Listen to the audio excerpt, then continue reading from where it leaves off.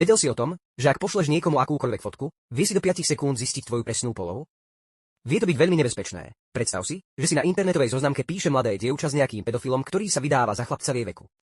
Stačí, že mu dievča pošle fotku z jej obývačky a pedofil si vie zistiť, kde býva. Ale ako? Môžu za to metadáta. Metadáta sú údaje o súboroch, ktoré hovoria o dátume vytvorenia, formáte a iných parametroch fotky. To by bolo v poriadku, no v dnešnej dobe mobily automaticky spolu s fotkou ukladajú aj GPS súradnice miesta, kde bola vytvorená. Tie sa potom taktiež zapisujú do metadát a vieš si ich pozrieť jedným príkazom. Sleduj.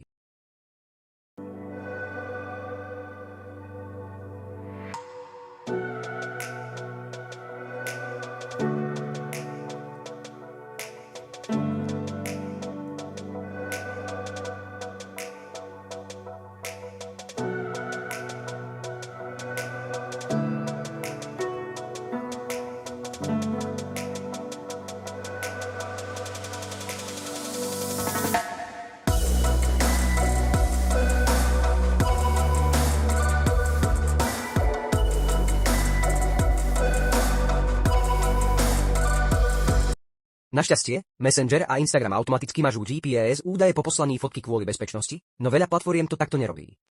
Ak nechceš, aby sa GPS súradnice ukladali spolu s fotkou, existuje rýchle riešenie. Otvor aplikáciu fotoaparátu, klikni na nastavenia a vypni možnosť ukladať polov.